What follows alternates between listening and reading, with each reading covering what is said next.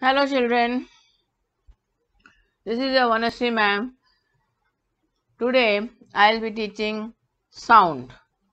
Now this chapter in standard 10 is very important chapter. It has a weightage of 8 to 10 marks. Okay.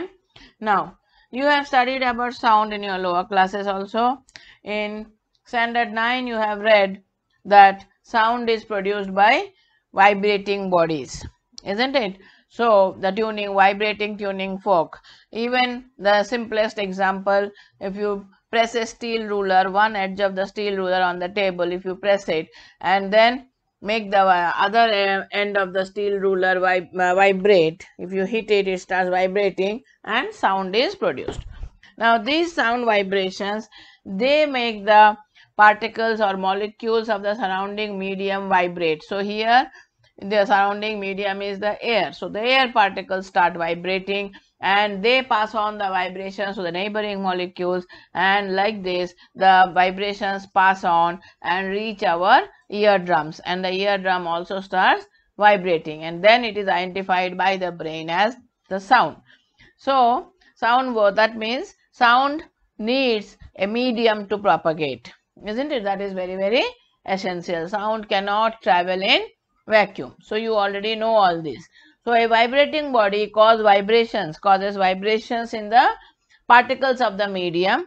Now therefore the speed of the sound depends upon the density of the medium. Why? Number of molecules present in that medium.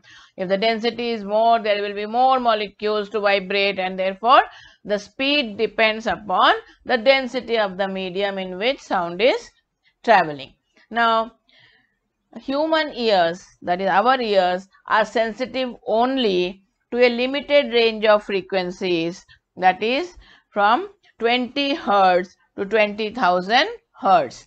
This is called audible range of frequency. Okay, so that means human ear, that is we can hear only sound of frequency 20 hertz to 20,000 hertz. Okay, so this is the frequency which is audible to human ears. So that is why this is called audible range of frequency. So audible range of frequency. So very often for a 1 mark question they ask very often in the boards, what is the audible range of frequency for human ears, or what is the audible range of frequency for human beings. So audible range is 20 hertz to 20,000 hertz. Now however, the audible range of frequency for persons when they grow old, it decreases. This audible range decreases for old people. That is why old people find difficulty in hearing, and that is the time they use hearing aids. Anyway, so for normal healthy human being, the audible range of frequency is 20 hertz to 20,000 hertz. Now the sound of frequency above 20,000 hertz is called ultrasonic. So above 20,000 hertz is called ultrasonic frequencies. Ultrasonic. Okay, and the sound of frequency below 20 hertz are called infrasonic. Okay, ultrasonic above 20,000 and below 20 hertz is infrasonic, and 20 to 20,000 is audible range. Okay, both ultrasonic and infrasonic are not audible to human beings, are inaudible to human beings. Inaudible to human beings. Okay,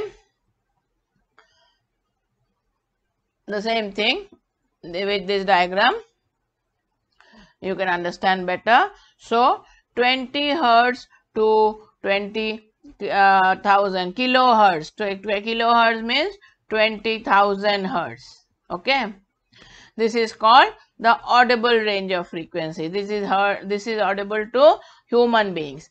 And below 20 Hz it is infrasound, and above 20,000 Hz it is ultrasound. Okay.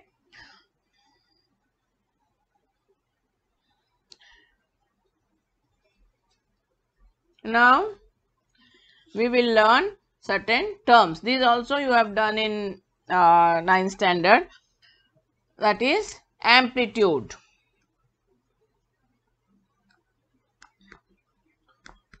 Amplitude is a maximum displacement of the body, of the vibrating body, isn't it? So, from the mean position, you have learnt in 9th standard, you remember, the maximum displacement of the body from its mean position is called amplitude. Okay.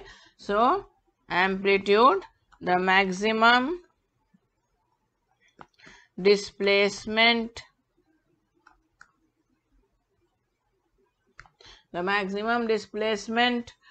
of the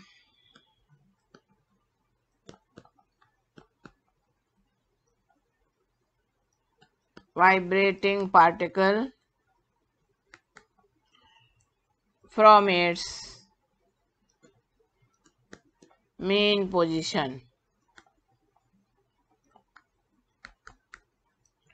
is called amplitude. Okay, though you have studied in 9th, I will explain this to you once again with a example. Suppose this is the ruler, this is at rest. So this is the mean position, say O. O is the mean position, right? Now if you just hit it, then what will happen? It will start vibrating. When it vibrates, it will vibrate up and down. Suppose this tail vibrates till up to this maximum distance. Then again it comes back and again goes down here. So this is the maximum distance that it is vibrating.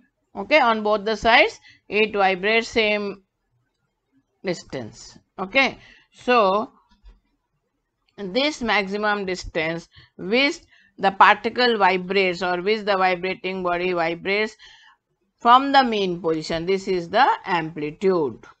Okay. Anyway, you need not draw the diagram. Nobody will ask you the diagram to be drawn.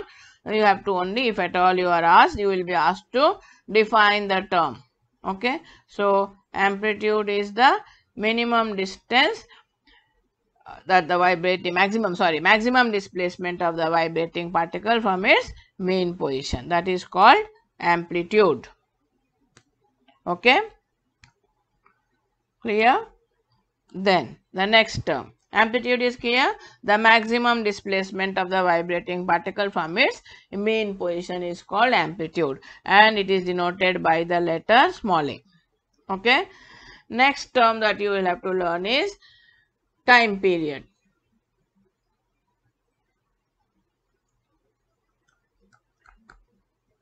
Time period. This also you have learnt in your 9th standard. Time period is denoted by letter T. Time period is the time taken by the wave to complete one vibration. Time taken by the particle of the medium to complete its one vibration. So when we say one vibration is completed, that is, if suppose this is the mean position O, the particle first vibrates to the right, comes back to the mean position, goes to the extreme position on the left and comes back to the mean position. Then we say that the particle has completed one complete vibration. Okay. So let me explain to you once again. Suppose this is the mean position of the particle of the medium. Now this particle gets vibrated. So it moves to one extreme end, say A. So this is the amplitude. Okay, maximum displacement. Now it comes back to the original position O, then goes back to the other extreme position on the left, and then it is not over. It comes back to the original position O. Then we say the particle has completed one complete vibration, or sometimes we also call it oscillation. Anyway, this is called vibration, one complete vibration. So the time taken by the particle to complete this one vibration is called the time period T. Clear, children? So definition of time period is time taken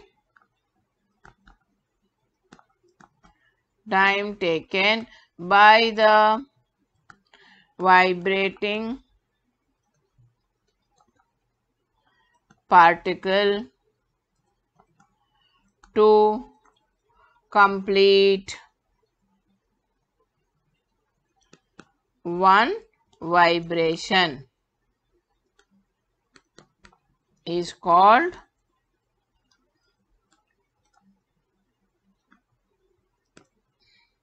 the time period denoted by capital T. Clear?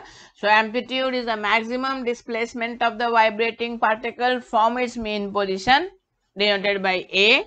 Time period is the time taken by the vibrating particle of the medium to complete one vibration, okay, denoted by T. The next one is frequency. Next term, frequency, or denoted by small f. Okay, frequency is the number of vibrations in 1 second. Okay, the number of vibrations by the vibrating particle in 1 second. So frequency is number of vibrations made by the particle in 1 second. Okay, it is denoted by the letter F, small f. Okay, so amplitude is the maximum displacement of the vibrating particle from its mean position. Time period T is the time taken by the vibrating particle to complete one vibration, and frequency F is a number of vibrations made by the particle in 1 second. Okay, clear? Then the next term is the wavelength. Wavelength is denoted by the letter lambda. This is a Greek letter, lambda. Okay, inverted Y. Right? Now, the wavelength is the distance travelled by the wave in one time period of the vibration of the particle is called wavelength. So, the distance travelled by the wave in one time period. What is the time period? The time taken by the wave to complete one vibration, complete vibration. So, the distance travelled by the wave in one time period is called the wavelength. The distance travelled by the wave, the distance travelled by the wave in one time period, in time period T, is called the wavelength lambda. The distance travelled by the wave in one time period T is called the wavelength lambda. Clear? Now, is that clear till here? Then the next term is wave velocity.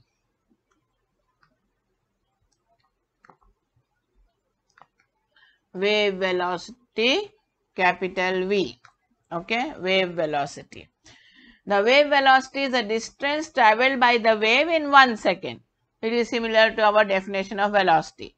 Velocity is distance travelled by a body in 1 second, isn't it? Similarly, wave velocity is the distance travelled by the body in 1 second, by the wave here, not the body. So wave velocity is the distance travelled by the wave in 1 second is called wave velocity. The distance travelled by the wave in 1 second is called the wave velocity. Very easy, isn't it? Velocity, so you know, velocity, speed, they are all similar. They are the distance travelled by the moving body in 1 second. So here the moving body is the wave. So the distance travelled by the wave in 1 second is called the wave velocity, denoted by v. Okay.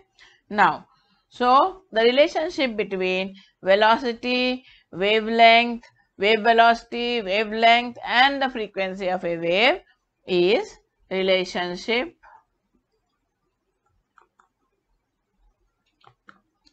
between wave velocity v, wavelength lambda and frequency f is given by v is equal to f lambda. So remember this relationship, v is equal to f lambda. So small numericals may be given where you will be given any two of the quantities and the third unknown quantity you have to find. Either you will have to find the velocity of the wave given the frequency and wavelength, or velocity and frequency will be given and you have to find the wavelength. So v is equal to f lambda, you have to remember very well. Then the second, this is first relationship you have learnt. The second relationship is relationship between time period and frequency. This you have learnt in 9th also. Relationship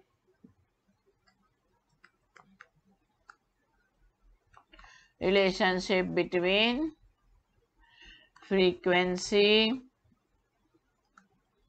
f and time period t, they are reciprocal to each other, isn't it? So f is equal to 1 upon t, right? This you have learnt in 9th standard also. F is equal to 1 upon t. So this is the second relationship, and again small numericals may come, but in 10th standard level is not that frequently asked. Okay. Then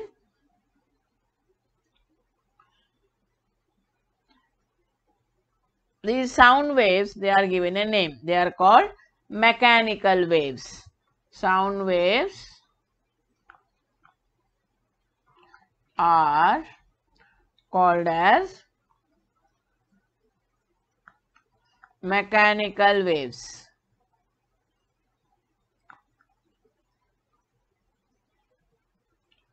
Sound waves are called mechanical waves.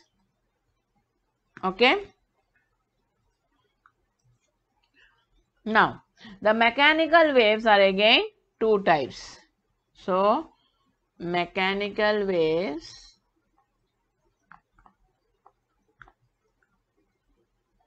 are of two types. Okay. One is longitudinal waves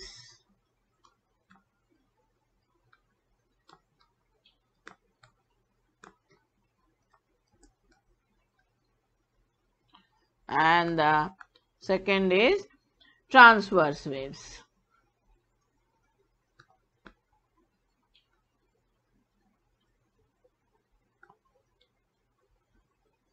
Okay.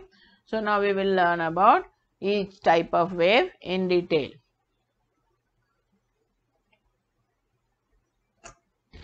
Okay. Now longitudinal waves.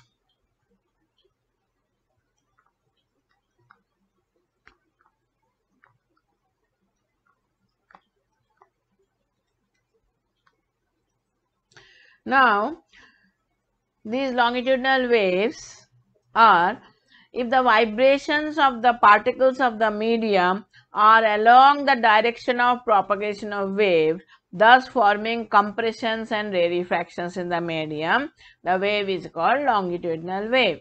Hold on, nothing entered, right? Okay.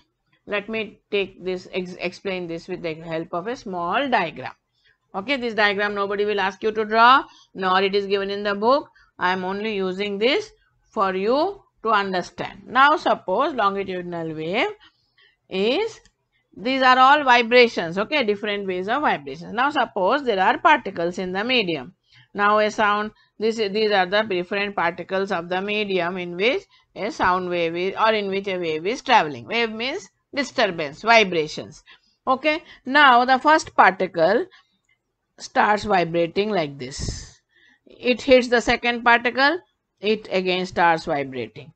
Then it hits the third particle also starts vibrating. So these vibrations are proceeding, how? They are going in the same direction in which the wave is moving, isn't it? The particles are moving in the same direction as the direction of the wave, right? So let me read the definition, then I will understand how they are moving. You got the idea? They are moving in this way. The vibrations are going on, fast forward, are hitting the next particle, and the particles are vibrating, and this vibration is proceeding, or the vibration of the particle is in the direction in which the wave is moving. Okay. So let me read the definition. Now it will be clear. If the vibrations of vibrations of the particles of the medium, so these are the particles, as I told you, of the medium, are along the direction of propagation of sound. Propagation means movement of the sound. So the sound is also moving in direction, the particles are also moving, vibrating in this direction, along the direction of the movement of the wave. Then they are forming what? Compressions and rarefactions in the medium. Compression means what? When this particle is coming and hitting this particle, they are compressed. Those two coming close to each other, they are compressing each other. And again, when the particle goes to the other side, a space is formed, isn't it? Again they hit each other, they like this, they are vibrating. So this is called compression, and rarefaction is formed. Compression when they come and hit each other, and when they move away from each other, that is called rarefaction. Okay, so compressions and rarefactions are formed. Such waves are called longitudinal waves. Okay, so let me write the definition.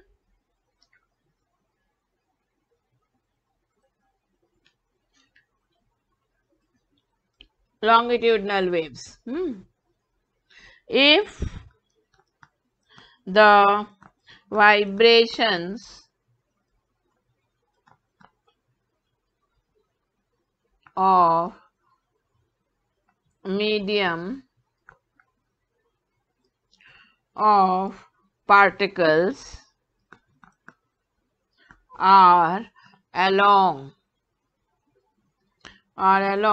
the direction of propagation. Propagation means movement. Propagation of the wave, thus forming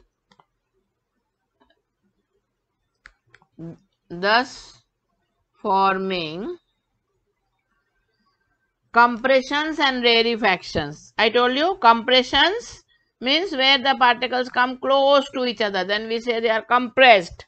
Compressions and rarefactions. Rarefactions means when the particles move away from each other, then it is called rarefaction. Okay,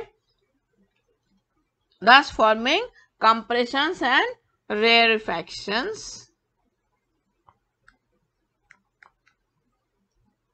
Okay, in the medium. So where these compressions and rarefactions are happening? In the medium. Okay, medium. The wave is called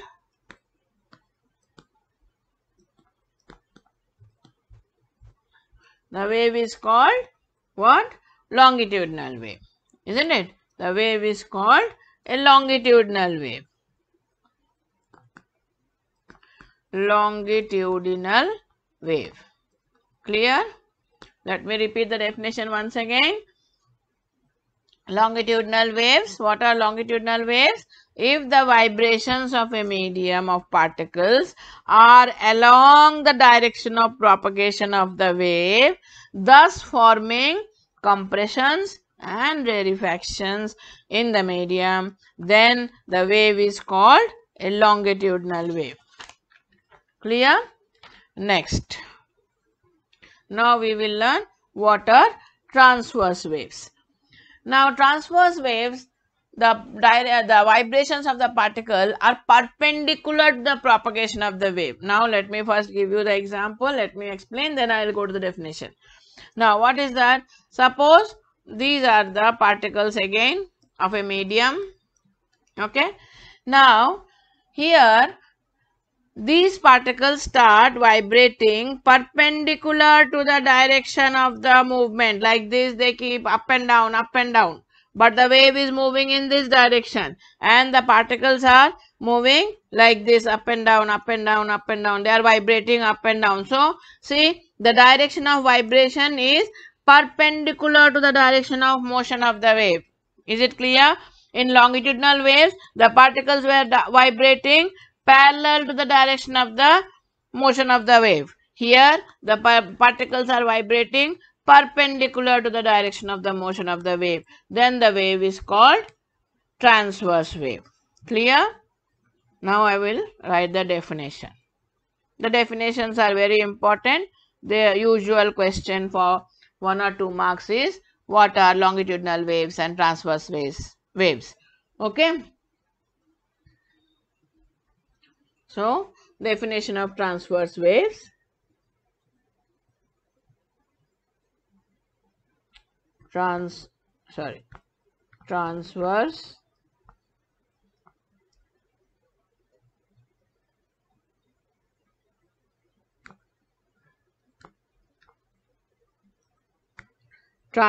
waves. Now, what is the definition? If the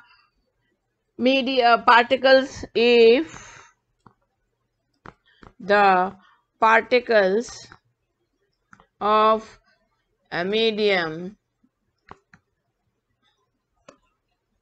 vibrate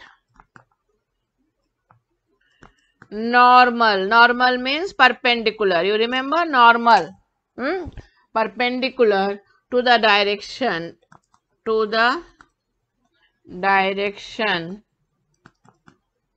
of propagation of the wave. Direction of propagation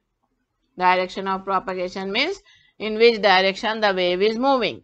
So if the particles of the medium vibrate normal to the direction of propagation of the wave, now here what they form? They forming crests and troughs. Forming crests, C-R-E-S-T-S, I will explain to you. Crests and troughs, T-R-O-U-G-H-S, troughs. Then the wave is called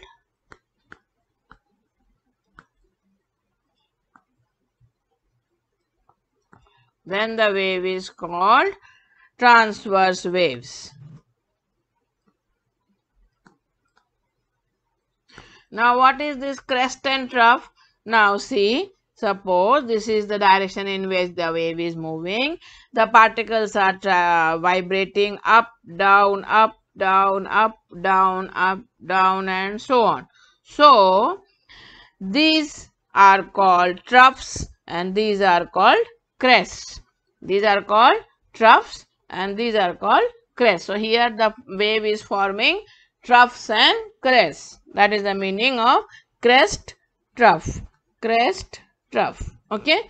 So when the particles of the medium vibrate perpendicular or normal to the direction of propagation of the wave, forming what?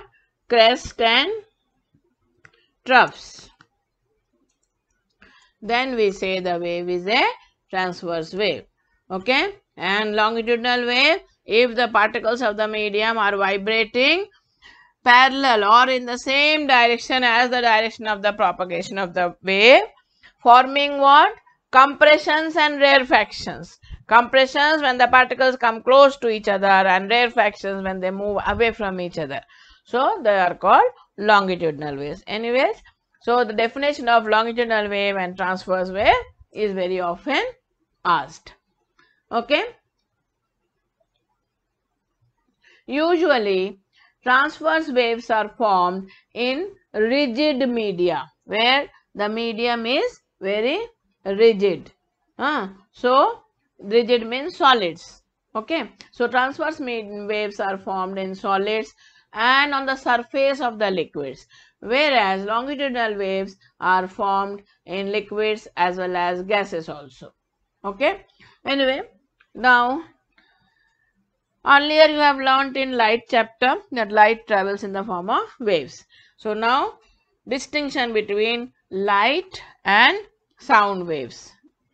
Often asked, if not in the boards, in the school examinations they are often asking this question. So distinction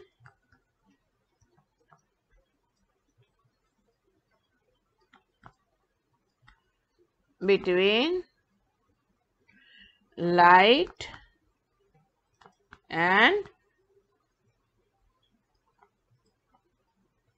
sound waves.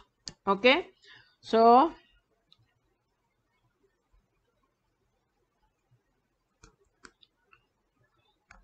light waves, sound waves.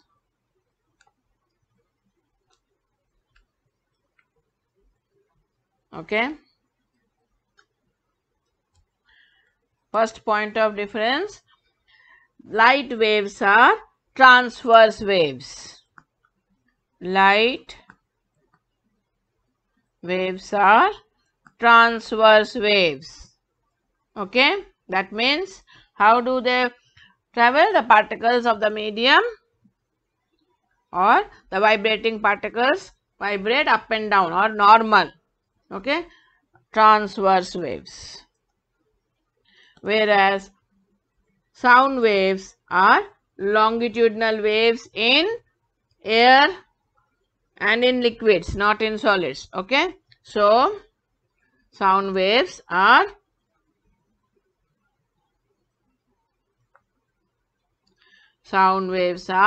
longitudinal waves. Longitudinal waves in air. Okay. That is the first point of difference. Okay. Now the second point, light waves are electromagnetic waves. Light waves are electromagnetic waves. You will understand in better what's the meaning of electromagnetic waves when you do the chapter electromagnetism. And sound waves are mechanical waves. Sound waves are mechanical waves.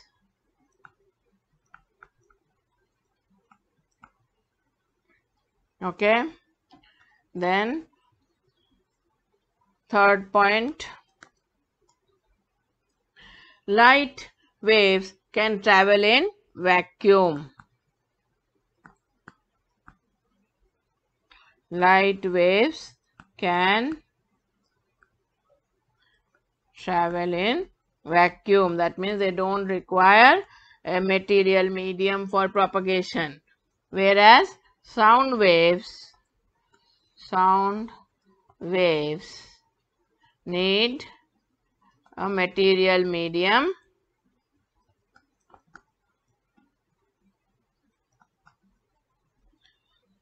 to propagate. Material medium for propagation.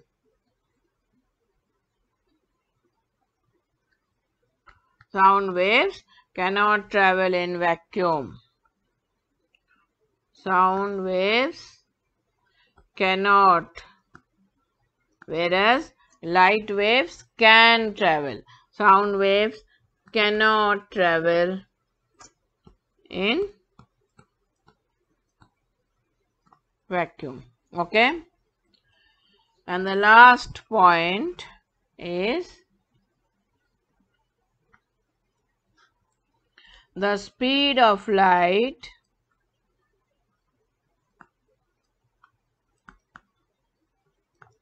is 3 into 10 to the power of 8 meter per second, whereas speed of sound is very low.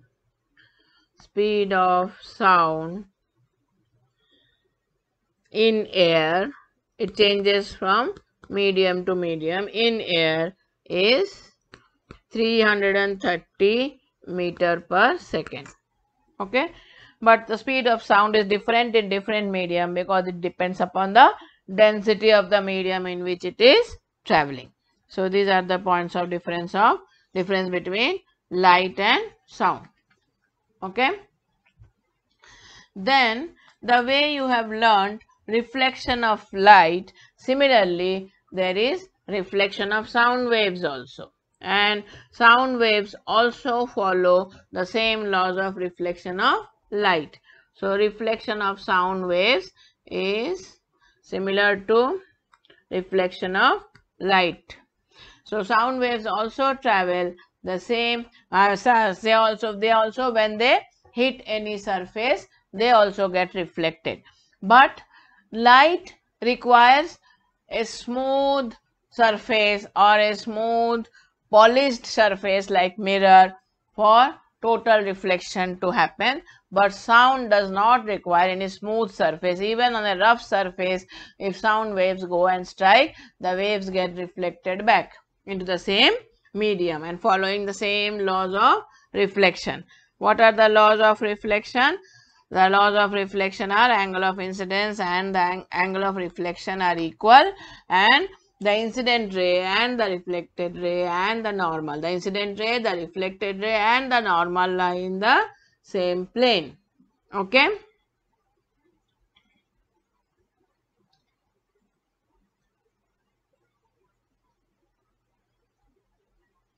Now, because of the reflection of sound waves, echo is produced. You have heard the word echo, and this echo usually is common or commonly heard when you go on mountains or where you have mountain valleys. Valleys are there. Valleys are that between two mountains like this. This is the valley.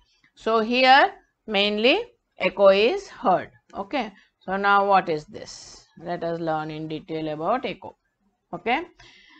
Now suppose if a person stands at some distance from a hillside and suppose there is a person is standing here, say, okay, and there is a hill. Okay.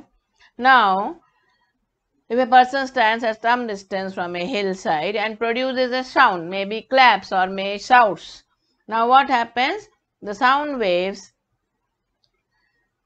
actually he hears the sound in twice, isn't it? First he hears the original sound of his clap and then he hears the second sound of his clap.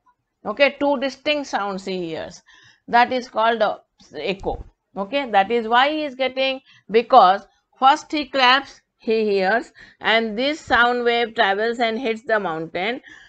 So they get reflected back and they come back into the same medium. So that is why the second sound is hearing, because of the reflection of the sound waves. Okay, so that is called echo. Okay, the sound heard after reflection from a distant obstacle such as cliff, hill, etc. after the original sound has ceased is called an echo. Okay, after the original sound has ceased means after the original sound is stopped, that is you don't hear the original sound anymore, and then you hear the second sound clearly or distinctly, then we say it is echo. Okay, so the sound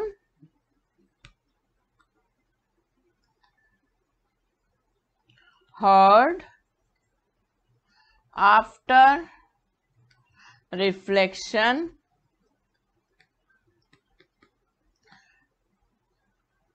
from a distant obstacle such as a cliff or a hillside. Okay, after the original sound, after the original sound is ceased, original sound has stopped, ceased means stopped, is called echo. So the sound heard due to reflection of sound from a distant obstacle such as cliff or a hillside after the original sound is ceased is called echo. Okay, is called echo, E-C-H-O. Okay, some people pronounce it as echo and some people say it as echo. Both are correct. Okay, if suppose the original sound and the reflected sound both are heard, then it is not called echo. Only the second sound heard after the original sound has ceased, that is, the sound distinctly separate from the original sound, is called echo. Now, condition for hearing an echo.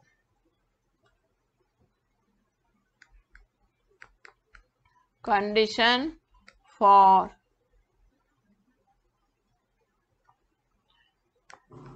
hearing an echo. This is a very important question. An echo is heard only if the distance of the person producing the sound from the rigid obstacle, here rigid obstacle is the reflecting surface, okay, is long enough to allow the reflected sound to reach the person at least 0.1 second after the original sound is heard. Let me repeat. An echo is heard only when an echo is heard only if the distance of the person producing the sound, that is the source of the sound, from the rigid obstacle, that is the reflector, is long enough. What is long enough? The time taken is long enough, or the distance between the original source of the body and the reflecting surface of the sound. The time taken to reach the sound, for the sound to reach from the reflecting surface to the person is at least 0.1 second after the original sound is heard. Why? Because the sensation of a sound persists in our ear, continues in our ears for about 0.1 second after the existing stimulus or vibration stops. So, the sound, the sensation of sound continues in our ear for 0.1 second. So, before 0.1 second only, if the reflected sound comes back to our ears, then it is not called echo, then it won't be distinctly heard. It will be like one after the other, overlapping sounds will be heard. But if the sound, second reflecting sound comes after 0.1 second, so in 0.1 second the sensation of the first sound, original sound heard, is over. Then the second sound comes, reflecting sound reaches your ears, then we say the echo, and echo is distinctly heard then from the original sound. Okay, so if d is the distance of the observer and from the obstacle, and v is the speed of sound, suppose the person who is hearing the echo is here, and this is the mountain, suppose from here the sound is getting reflecting. So if the distance between the person and the mountain is d, and if v is the speed of the sound, then the total distance travelled by the sound to reach the obstacle and then to come back to this person is 2d. Why? The sound produced by the sound reaches, goes, strikes the hill and comes back. So total distance travelled by the sound to hit the reflecting surface or strike the reflecting surface and come back to the person is 2d, isn't it? D to go and another D to come back.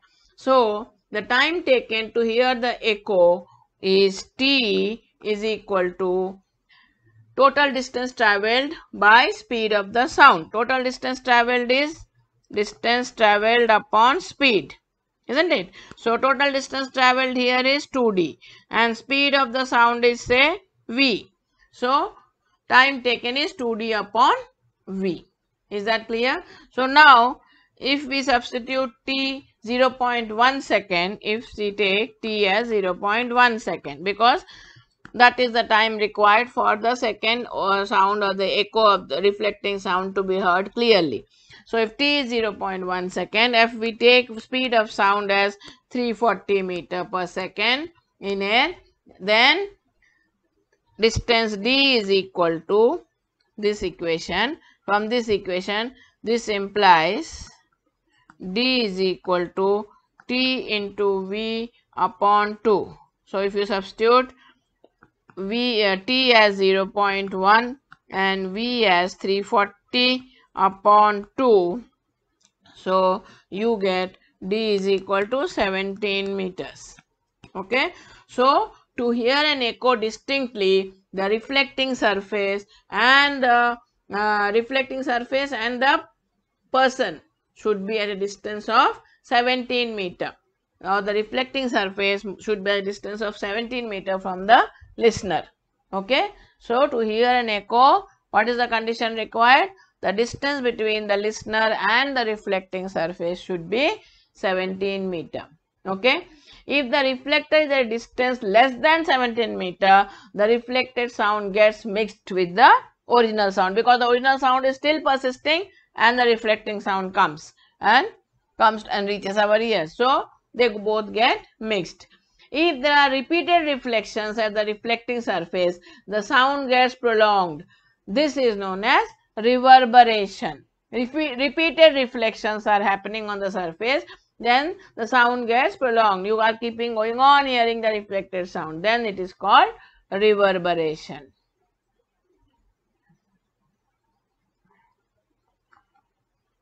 Okay, what is reverberation? Reverberation, if there are repeated reflections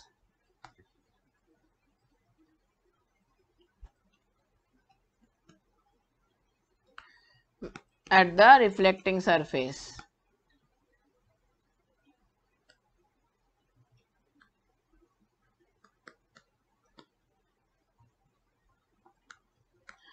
The sound gets prolonged.